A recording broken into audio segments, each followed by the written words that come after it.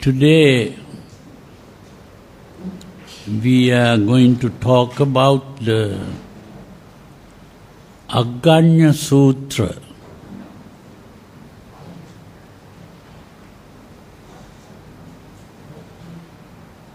Now, in talking about religion,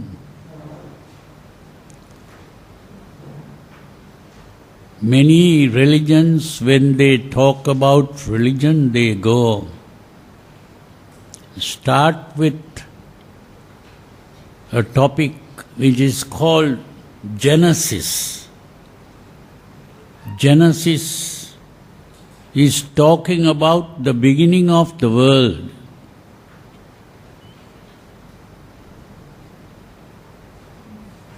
How everything came into being.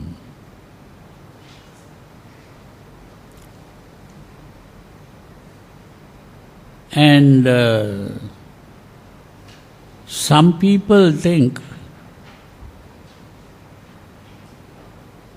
at least some of the writers on Buddhism, or those who speak about Buddhism, they sometimes think that the Buddha never spoke about the beginning of things.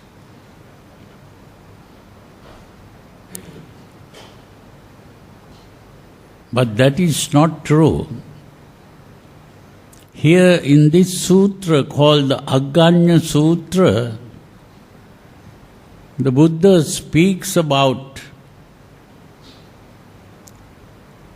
the beginnings of things.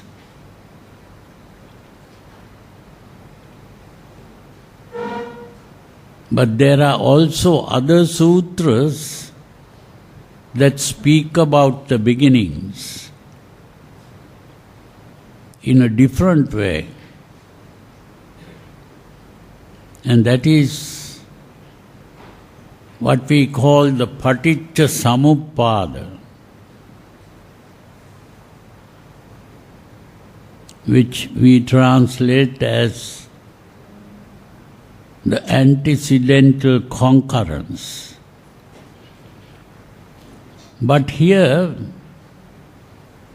this particular sutra called the AGGAÑña Sutra speaks about the beginnings in a different way. In terms of evolution,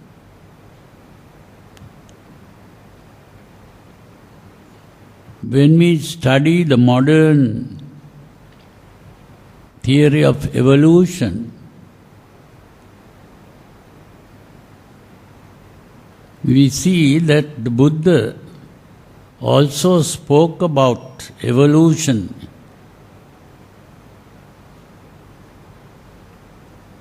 in a slightly different way.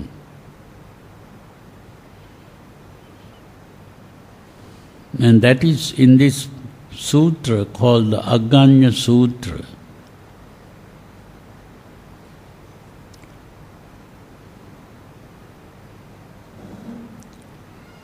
Even before speaking about evolution,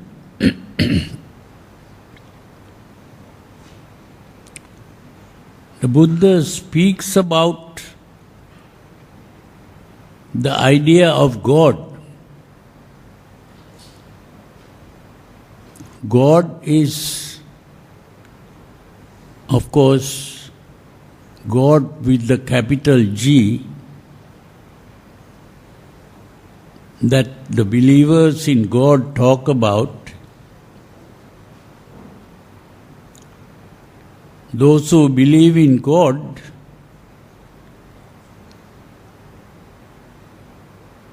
they are called theists. Theists. There are two kinds of theism. polytheism and monotheism.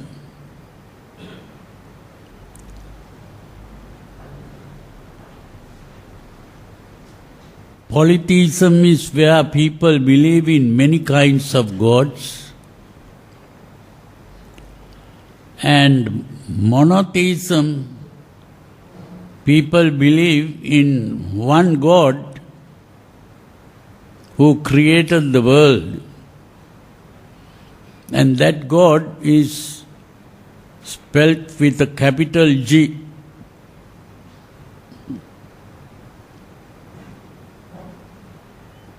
So when they speak of Buddhism,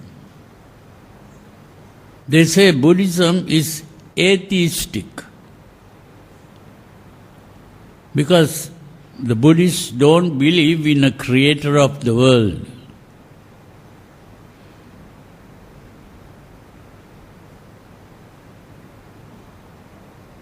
But that is not exactly true, because Buddhists are neither theistic nor atheistic.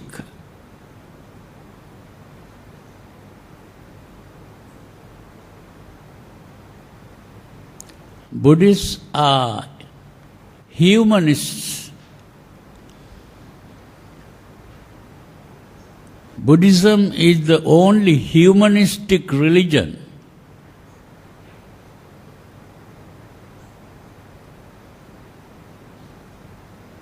But some people think humanism is not religious. But that is also not true.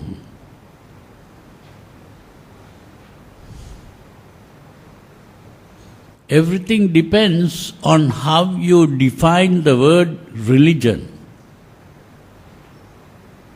If we look in the English dictionary, like the Oxford Dictionary, we see that religion is defined as the belief in gods or supernatural beings.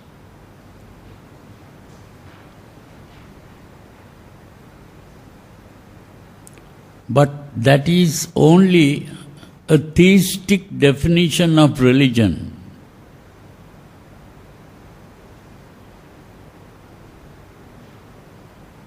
That is not a humanistic definition of religion.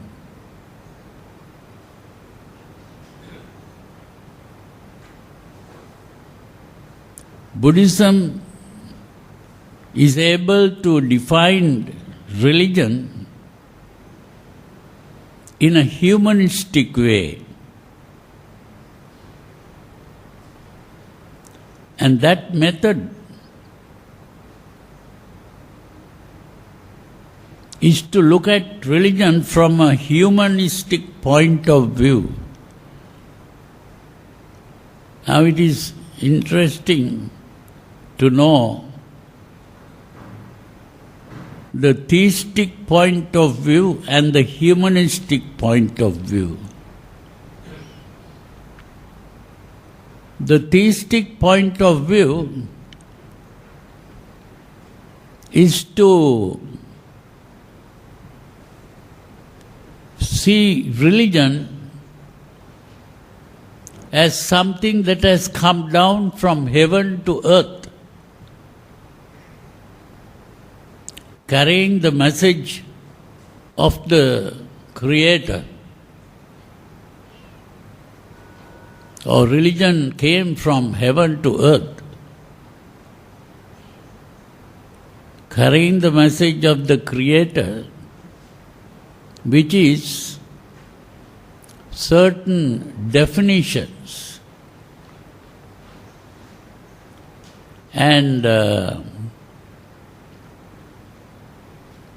list of commandments given by God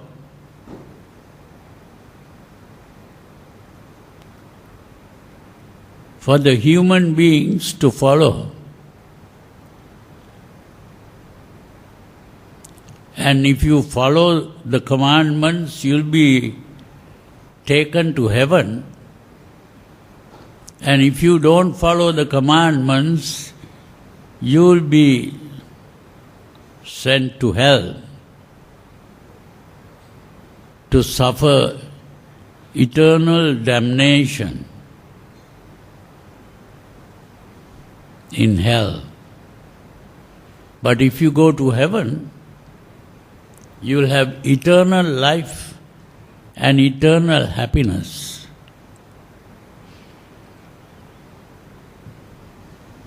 That is the theistic way of thinking. But the humanistic way of thinking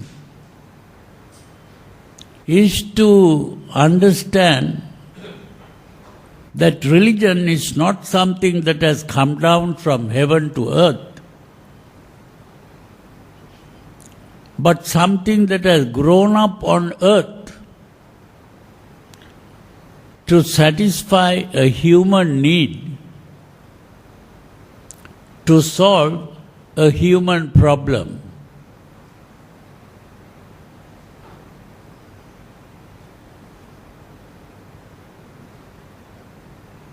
What is that human problem?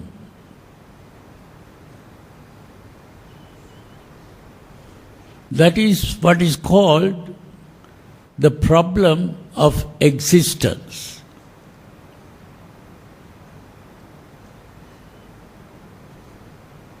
That problem of existence has been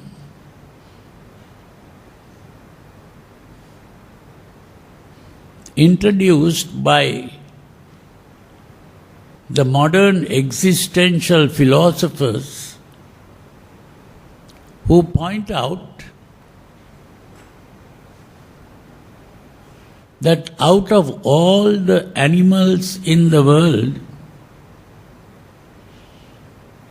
it is the human animal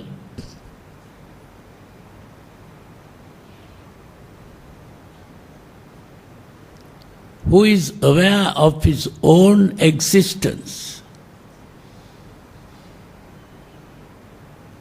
and is also aware that he or she is going to die.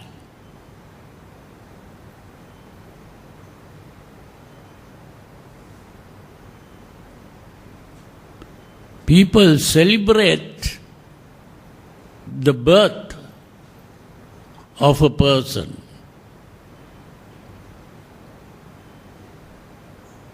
but they lament and mourn about the death of a person.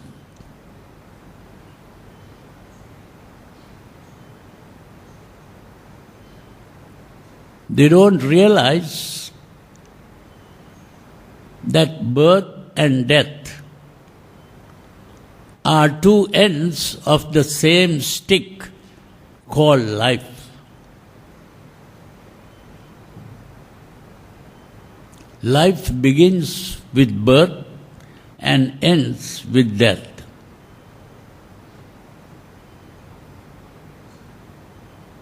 Therefore, to be born is to die. Therefore, birth is not a thing to celebrate.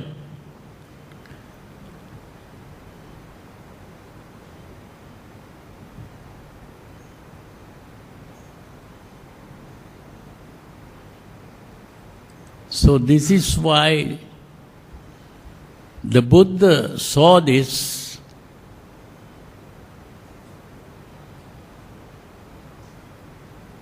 as a problem.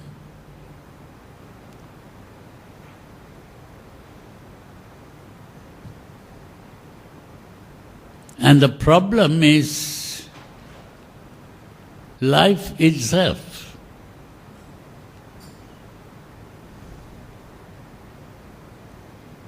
that life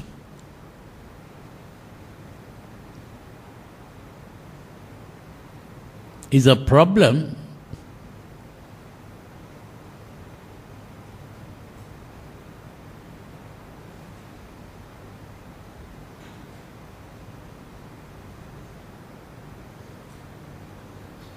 not because life is going on.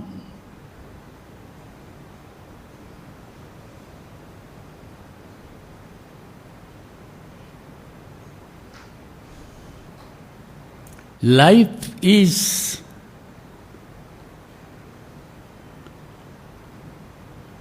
a process.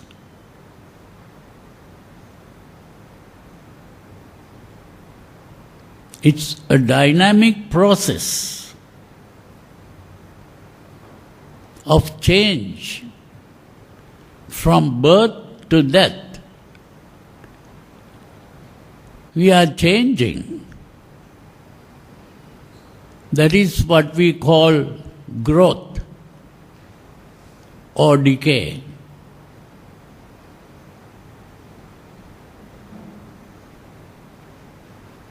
The young boy or girl is growing,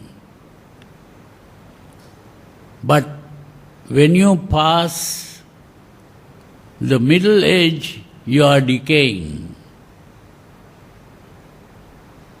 The growth and decay is a change. If you take a picture of the individual that is born and you take the picture of the individual that is dying, growing old, they are completely different.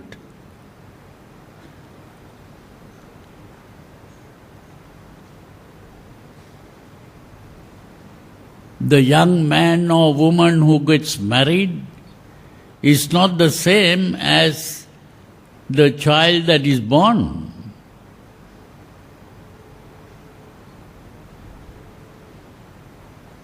The old man or woman who dies is not the same as the young man or woman who got married.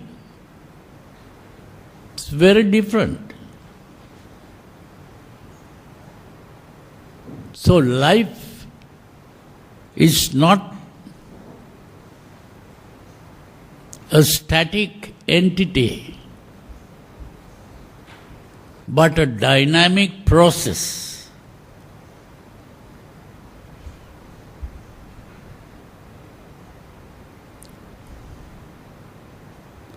But we always think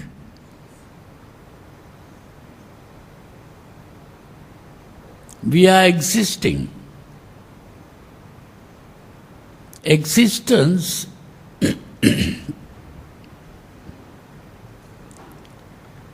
is a static concept in a dynamic reality.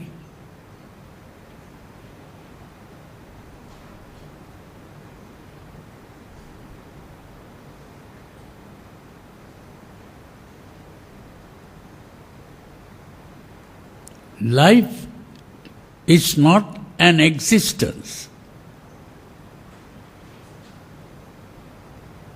What the Buddha saw was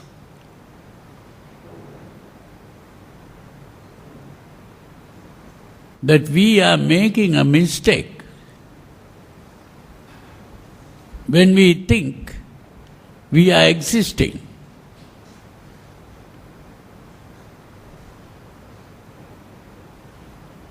We are not existing. A process called life is going on.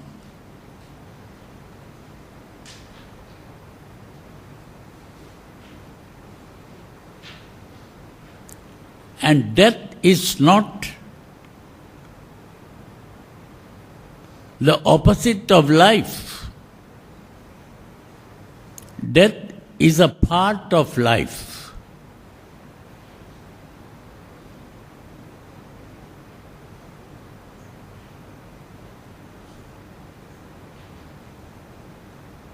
It's a change that is going on all the time.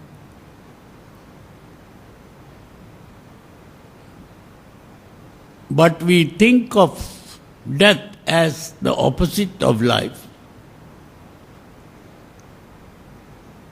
Because we are thinking that we are existing.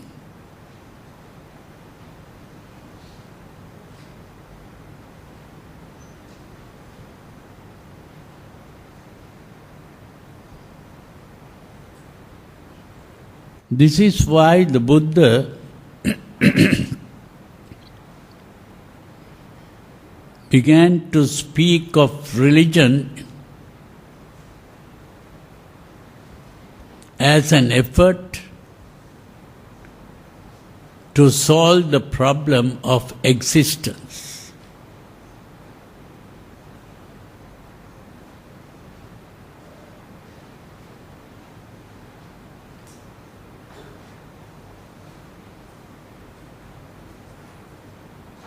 And what is that problem of existence?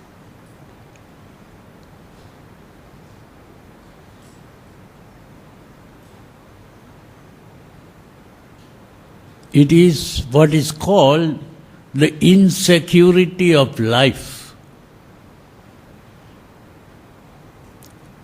The insecurity of life is that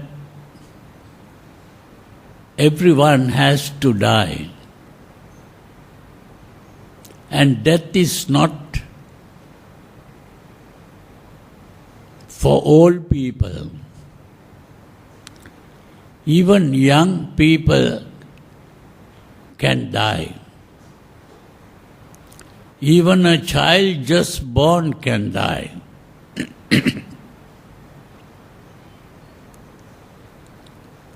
Or a child can die even before birth, while inside the mother's womb.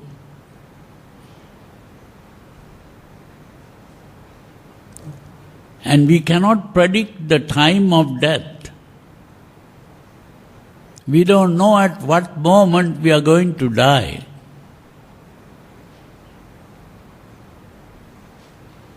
That is the insecurity of life.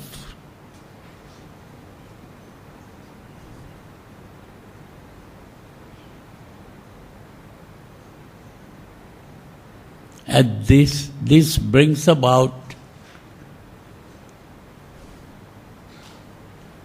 fears, worries, anxieties, and all the troubles of life.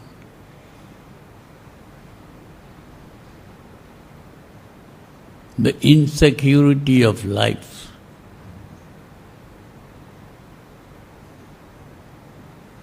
When a child is born,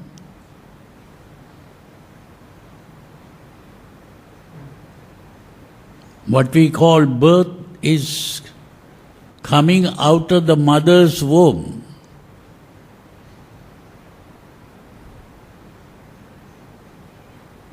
And the moment that infant comes out of the mother's womb,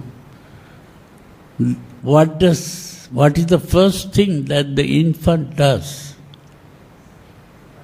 Crying. And the crying is because that infant feels uncomfortable. Inside the mother's womb, it was warm. Now, when it comes out, it is very cold.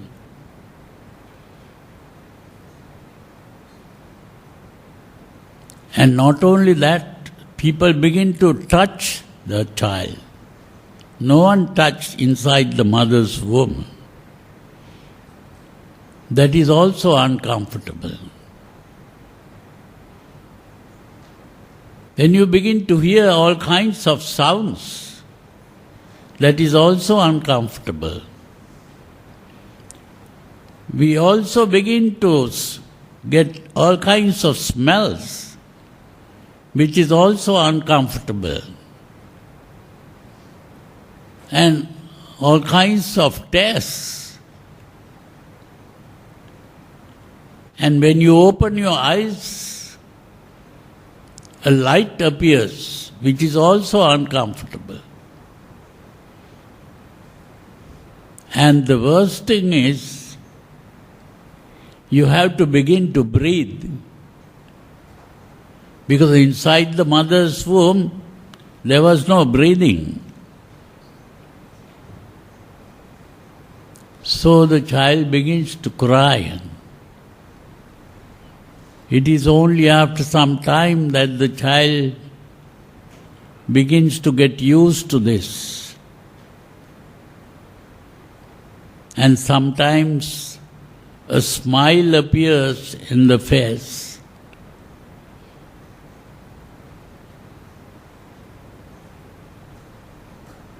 But still, this child remains insecure.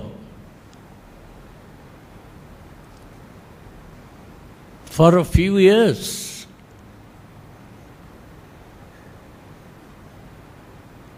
And then it is only when the child begins to cry that the mother or whoever that looks after the child will come.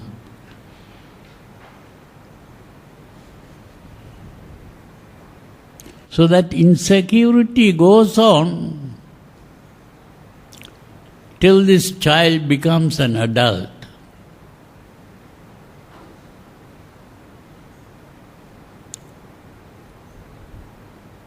When the child is a child,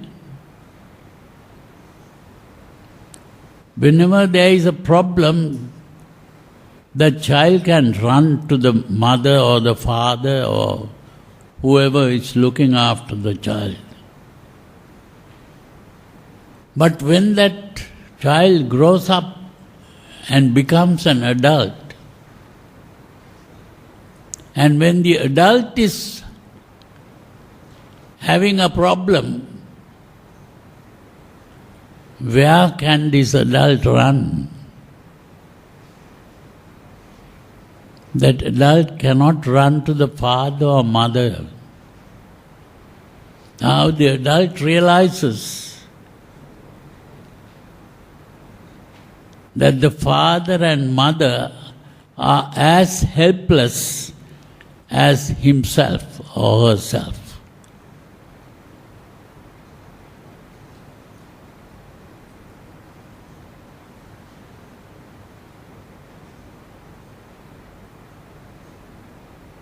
Now what does the adult do? The adult finds security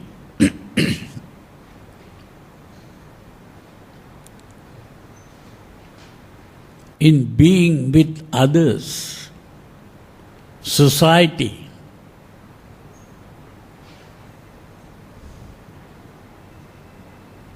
All human beings and all animals live in groups, clusters, communities. And when they begin to live in a group in this way, they communicate with others. And to communicate with others, they need a language. And that language is important. So each community has a different language.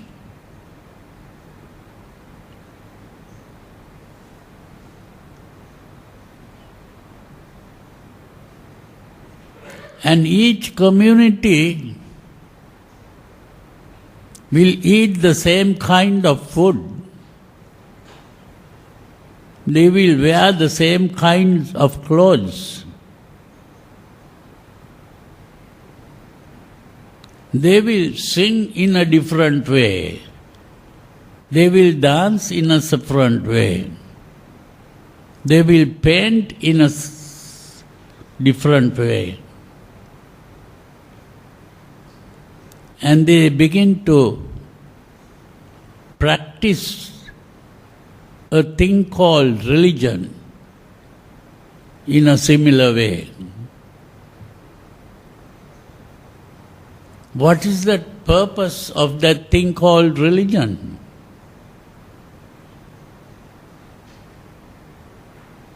Because religion provides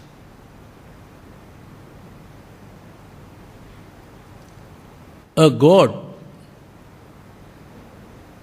to whom you can pray and get help. No one has seen this God. They have only seen either pictures or statues, but still they keep on believing, because that belief gives them a feeling of security. Security because the insecurity of life. So the adult can run to this imaginary God for help when they are in difficulty.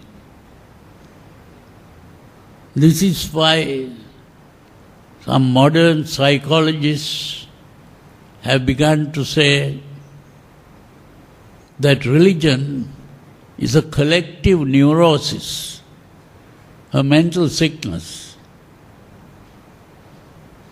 And some political philosophers like Karl Marx said religion is the opium of the masses. It's like opium because people take opium to run away from reality into a dream world, a fantasy. Running away from reality into a fantasy.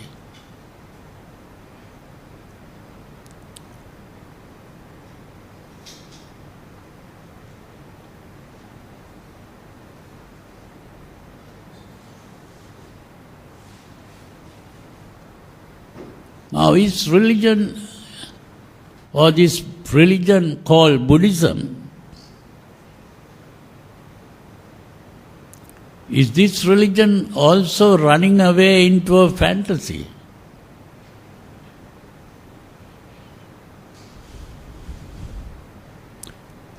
When Prince Siddhartha was born,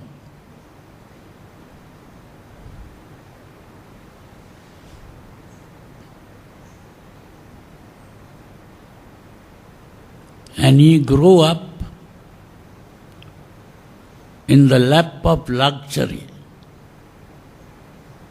At that time, his father was rich enough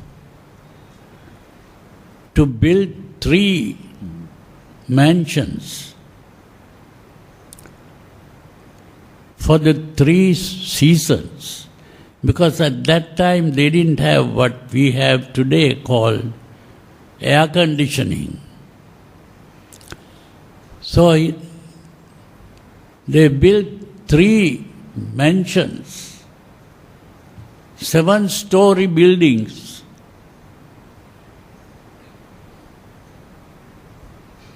in such a way that that prince will not become uncomfortable due to the different seasons. And he was married at the age of 16.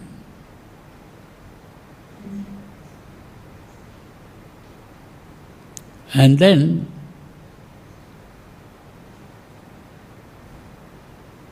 He never felt uncomfortable.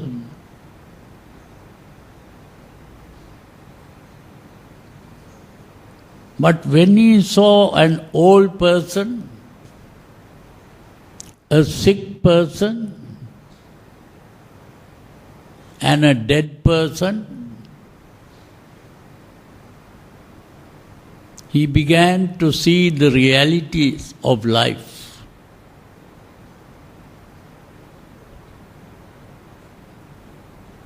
Did he run away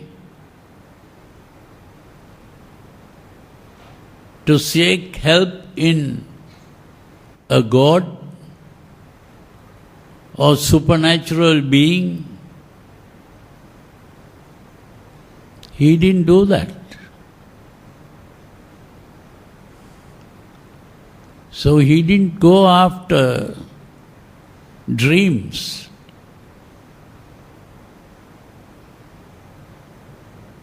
He thought there must be a solution to this problem. And he wanted to solve the problem by using human intelligence.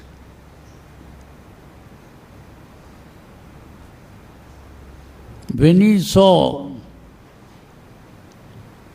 a person who has renounced the world, he began to realize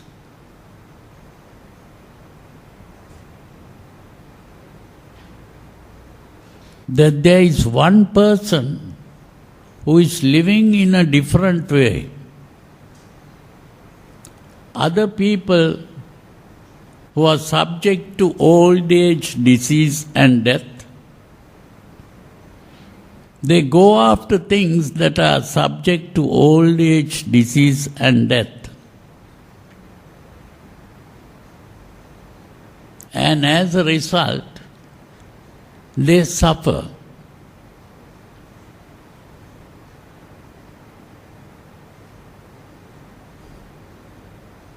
But this one person who has given up all that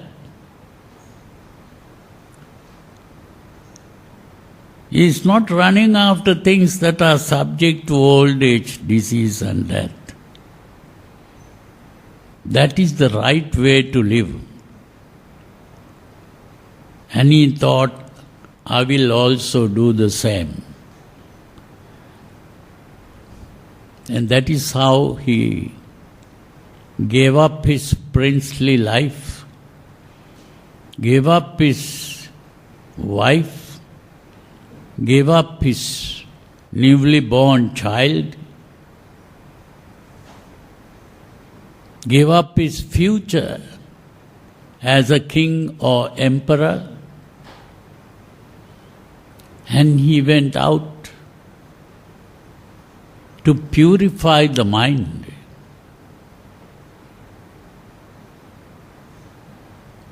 He went after two teachers who taught him how to meditate, but still he couldn't find a proper solution. So he started practicing asceticism, giving pain to oneself. And he became like a skeleton because he stopped eating. And then he even tried to stop breathing. And then he went unconscious. People thought he was dead. But then somehow he woke up.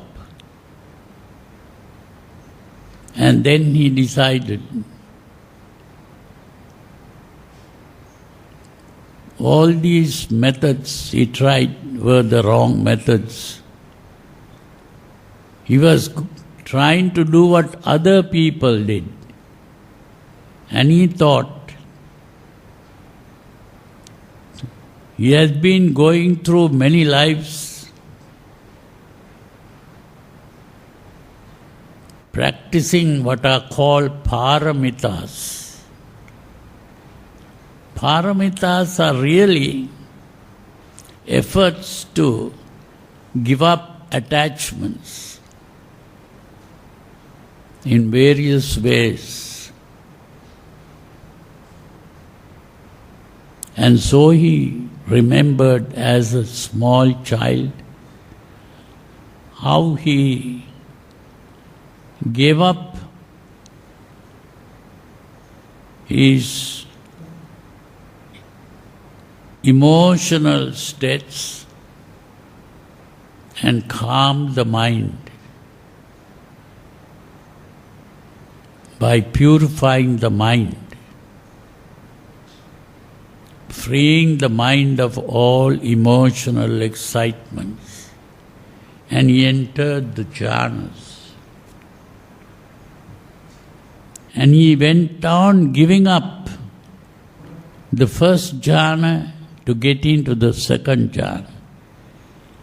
He gave up the second jhana to enter the third jhana. He gave up the third jhana to enter the fourth jhana, and so on. He went on giving up. Ultimately,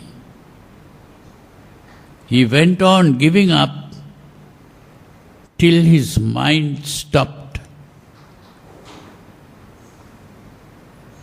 That stopping the mind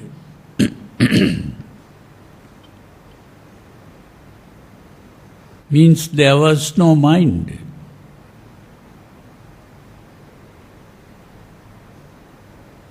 And then, when he woke up from that state, he began to understand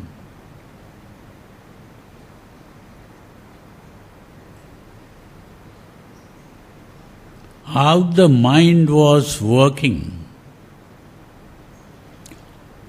He saw how the mind was creating the world that we was aware of. Not only creating the world, that same mental process was creating the self that he is aware of. And with the creation of the self,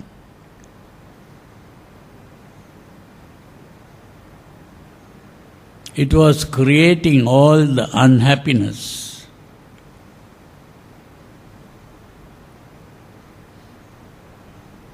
And that is how, by understanding how the mind works, he was able to bring all suffering to an end.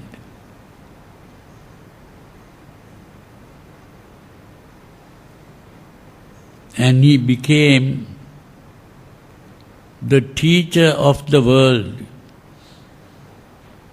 where he began to teach others how to gain freedom from all sufferings.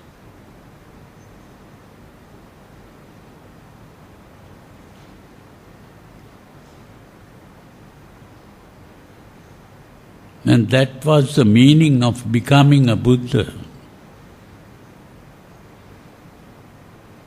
So here in this sutra, it's very interesting how he comes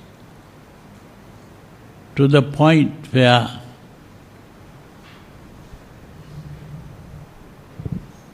now I will read these first few pages in the sutra so that you will begin to understand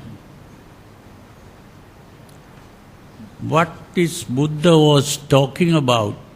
Then he says, now I read the sutra, AGGAÑñA Sutra. Thus have I heard, once the Lord was staying at Savatthi, at the mansion of Megara's mother, in the East Park.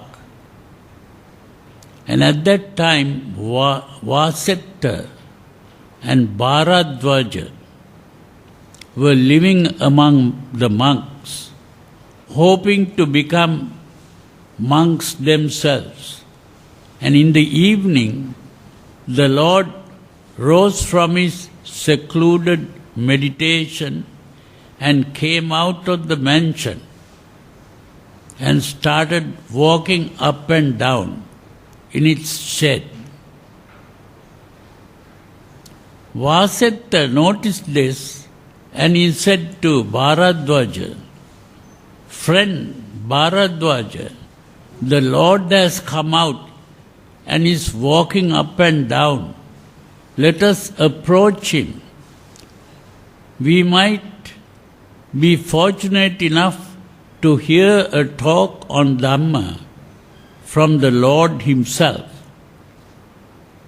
"Yes, indeed," said Bharadwaja. So they went up to the Lord, saluted him, and fell into his step with him. Then the Lord said to Vasetta, "Vasetta, you too are Brahmins, born and bred, and you have gone forth from the household life into homelessness from Brahmin families. Do not the Brahmins revile and abuse you?" Then they say, "Indeed, Lord, the Brahmins do revile and abuse us. They don't hold back with their usual flood of reproaches." "Well, Vasetta, what kind of reproach do they fling at you?" "Lord, what the Brahmins say is this: the Brahmin caste is the highest caste. Other castes are base. The Brahmin caste is fair. Other castes are dark. Brahmins are purified. Non-Brahmins are not. The Brahmins are the true children of Brahma, born from his mouth, born of Brahma, created by Brahma, heirs of Brahma, and you have deserted the highest class and gone over to the base class of shaveling petty ascetics, servants, dark fellows, born of Brahma's foot. It's not right, it's not proper for you to mix with such people. That is the way the Brahmins abuse us, Lord."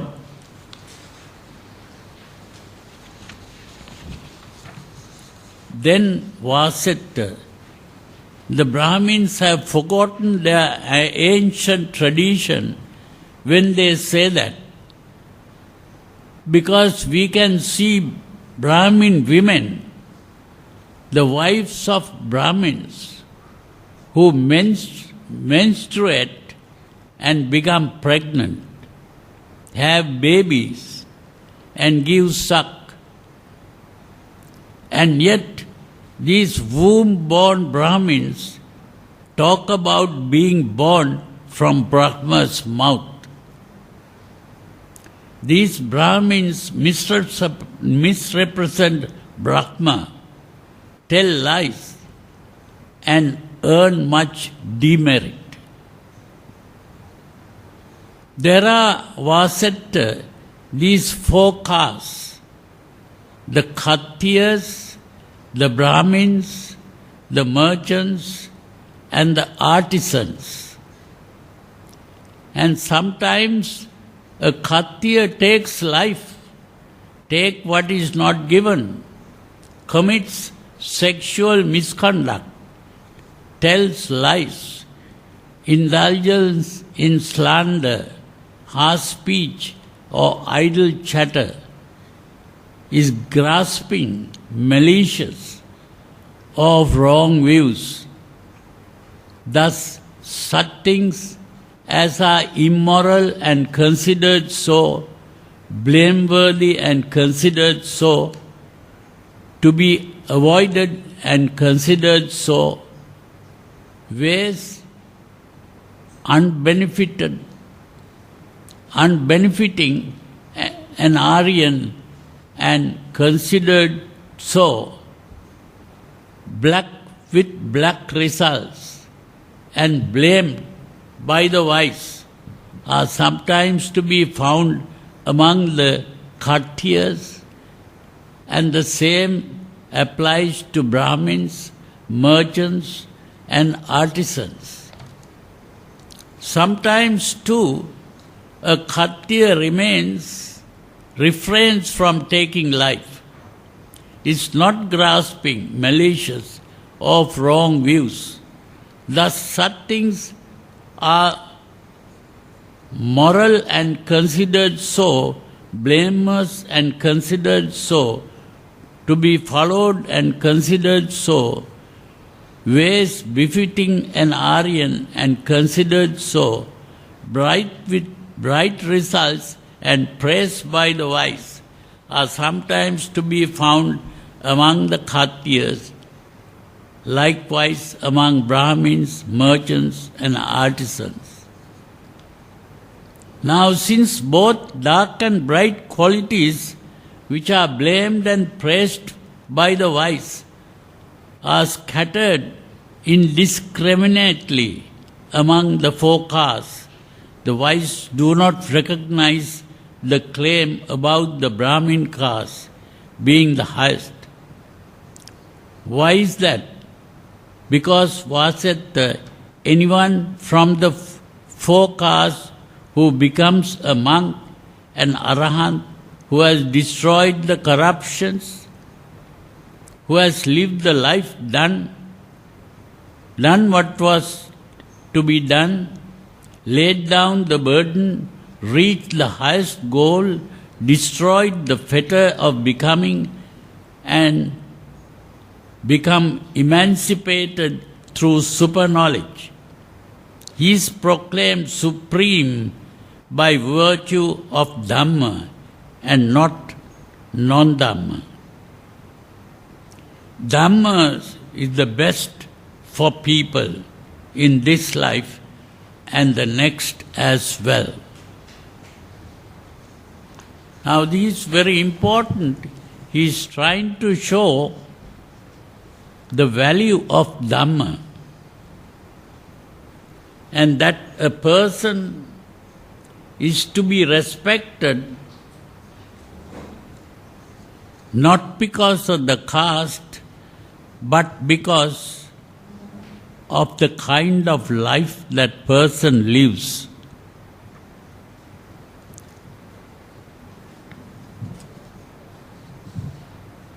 Now here, then he begins to say, this illustration will make clear to you how Dhamma is best in this world and in the next. King Pasenadi of Kosala knows the ascetic Gautama has gone forth from the neighboring clan of the Sakyans. Now the Sakyans are vassals of the king of Kosala. They offer him humble service and salute him, rise and do him homage and pay him fitting service. And just as the Sakyans offer the king humble service, so likewise does the king offer humble service to the Tathagata, thinking, if the ascetic Gautama is well-born, I am ill-born. If the ascetic Gautama is strong, I am weak. If the ascetic Gautama is pleasant to look at, I am ill-favored. If the ascetic Gautama is influential, I am of little influence. Now it is because of honoring the Dhamma, making such of the Dhamma, esteeming the Dhamma, doing different reverent homage to the Dhamma, that King Pasenadi does humble service to the Tathagata and pays him fitting service. Now he is showing that even the king pays respect to the Buddha because of the kind of life he lives and all the good virtues that are present in the Buddha. So he says Dhamma is the best thing for people in this life and the next as well.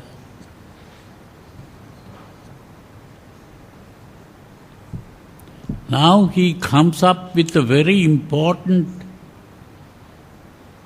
part of the teaching of the Buddha.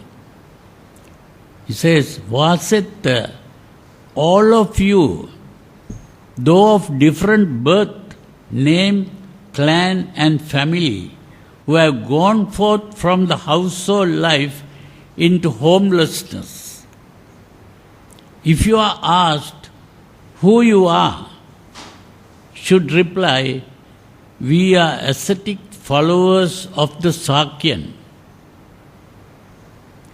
He whose faith in the Tathagata is settled, rooted, established, solid, unshakable by any ascetic or Brahmin, any Deva or Mara or Brahma or anyone in the world can truly say, I am a true son of the blessed Lord. Born of his mouth, born of Dhamma, created by Dhamma, an heir of Dhamma. Why is that? Because Vasetta, this designates the Tathagata. The Tathagata is called the body of Dhamma, the body of Brahma, or become Dhamma, that is become Brahma. Now this is very important to understand what is being said here. The word Brahma means God, because in India they didn't speak English and therefore they didn't have the word God to use. So instead of using the word God, they used the word Brahma. So Brahma means God with the capital G. And here the Buddha is pointing out that the Buddha has become Brahma. The Buddha has become God. And just as the Brahmins believe that they are the children of Brahma or children of God, born out of the mouth of God, because these other people were, those who were not Brahmins, they were supposed to be born out of the feet of God. That is how they thought. Now here the Buddha is trying to say that God is not just the creator of the world, God is one who has reached the highest level in goodness. The word God comes from the word good. The word good is G-O-O-D, and God is G-O-D. So it is the same thing. Good. When you reach the highest goodness, you become God. So, according to the Buddha, God simply means not the creator of the world, but one who has reached perfection in goodness. One who has reached perfection in goodness. So, Buddha is a person who has reached perfection in goodness.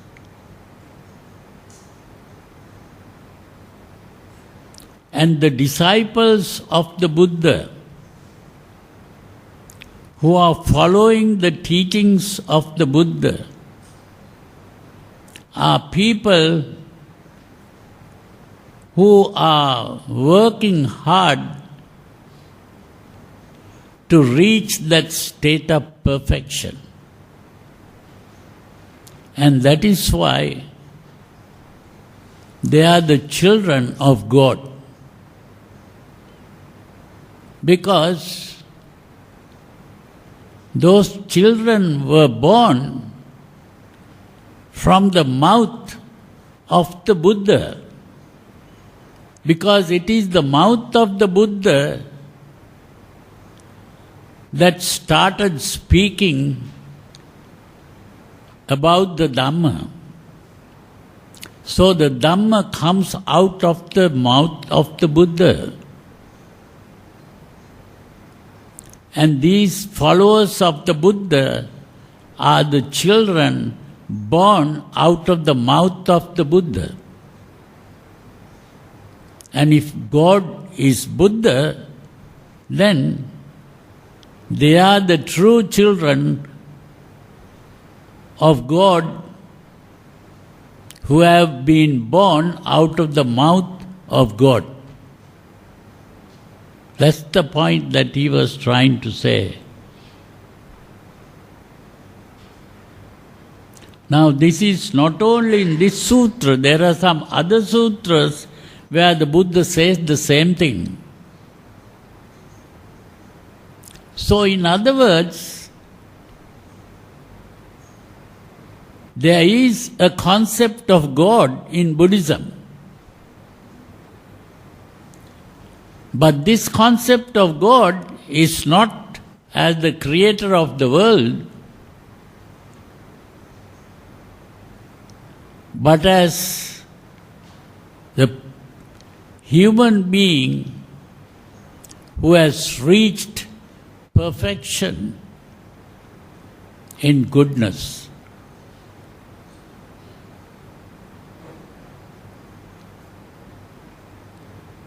So, in other words, in Buddhism, we have the concept of God with the capital G. And this God is a human being who has reached the state of perfection, and by doing so has transcended the human qualities which are self-centered. The human qualities are the emotions, and all emotions are self-centered. So, the Buddha has transcended that state. And if we take a religion like Christianity, what is their belief is To err is human. To forgive, divine. What does that mean? That the human being can never become perfect. Only God is perfect. The only way that the human being can get purified is not by purifying the mind, but by forgiving the human being. Because good and bad are simply the rules given by God. And the human being is unable to practice these rules properly. So the human being is considered to be a sinner. And the only way the human being can escape the sin is through the forgiveness of God. So this is why the Christian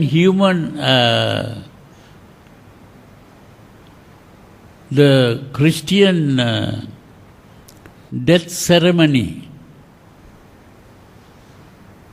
is a way of forgiving the sins.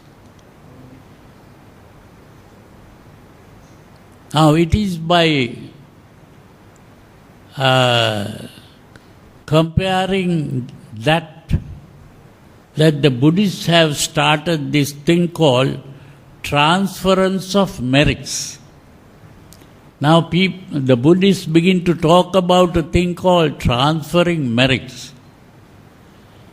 Now if you have been living a bad life, according to the teachings of the Buddha, if you lead the bad life, what happens when you die? You might go to hell, or you might even become an animal, or you might be born in a bad place. Now the Buddhists try to do meritorious deeds and transfer merits to that person.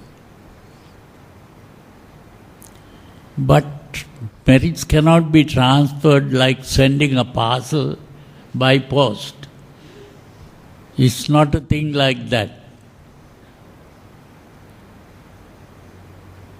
Only way of transferring is simply, if you do a good deed and you tell a friend or relative, you know, I did a very good deed, I helped a poor person or a sick person, and if that person begins to listen to that and say, very good, you have done something very good, you are producing a good thought in your mind. Your friend is producing a good thought. And that is how you are able to share the merits. But if that other person is not listening to you, and if that other person is not in a position to listen to you, like if you are born as a dog and you try to transfer merit, that dog will not be able to understand this. You see? So that transferring of merits is only within limits. But the only thing that can be done is you can perform a meritorious deed, but the merits will come only to you and not to the other person. But there are some people who live a bad life. Only when someone dies, that person will give a dana or do some good deed. So at least that is good for that person who is doing it. not for the person who is going to receive it. But all this is simply trying to do something like the Christians do, which is the forgiveness of sins. So Christians are not transferring merits. They are trying to get God to forgive the sins that that person has been doing. But that is also not the real thing that is being done. It cannot be done because there is no one to forgive. The only thing is, if you do good deeds yourself, you will benefit from the results.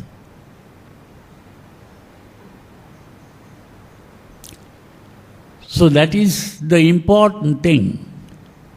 So from a Buddhist point of view, we have a concept of God, so that it is the human being that ultimately becomes God. So in other words, God is what we can call the ideal of perfection. God is the ideal of perfection that human beings conceive and struggle to realize through the practice of religion. So the practice of religion is an effort to reach that ideal of perfection. That is how we have to understand it. So God is a human possibility. That it is possible for a human being to reach that state of perfection. That is the Buddhist belief. And not only that,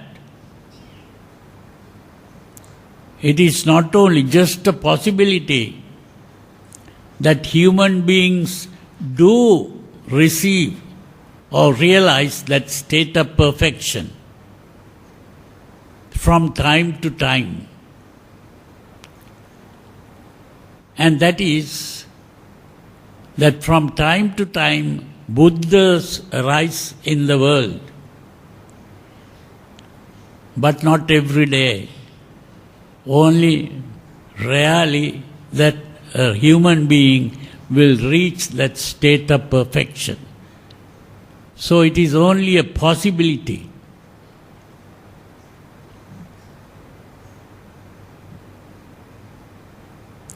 And then it is possible to reach that state.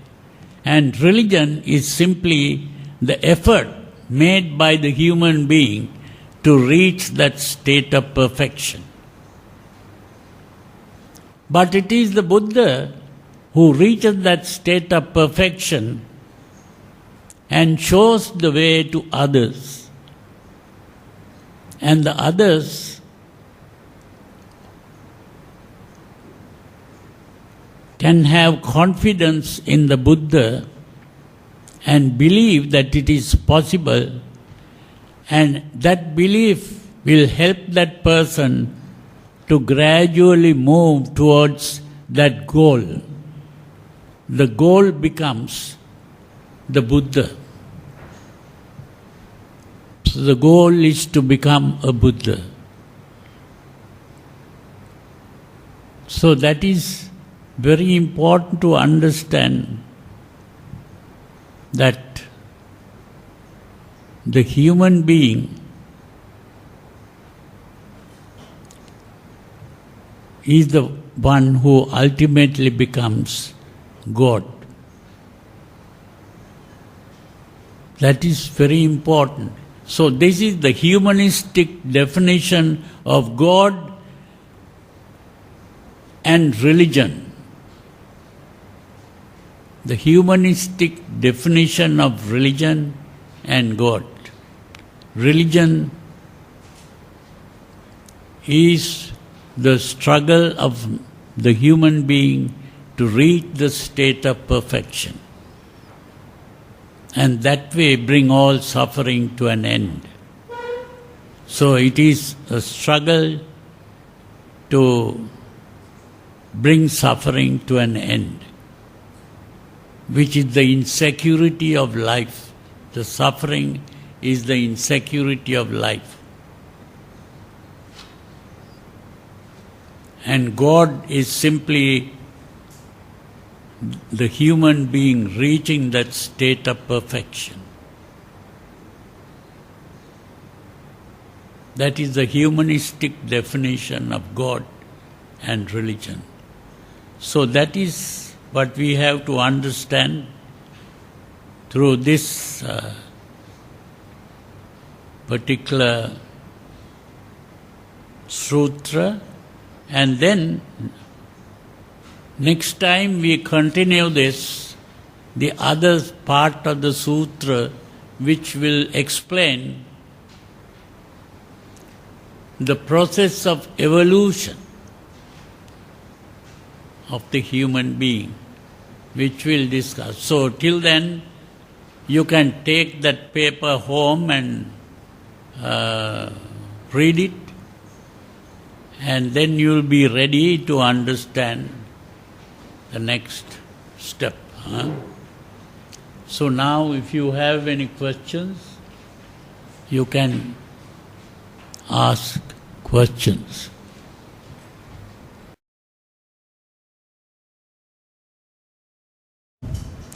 Does Arahants achieve the perfection in goodness?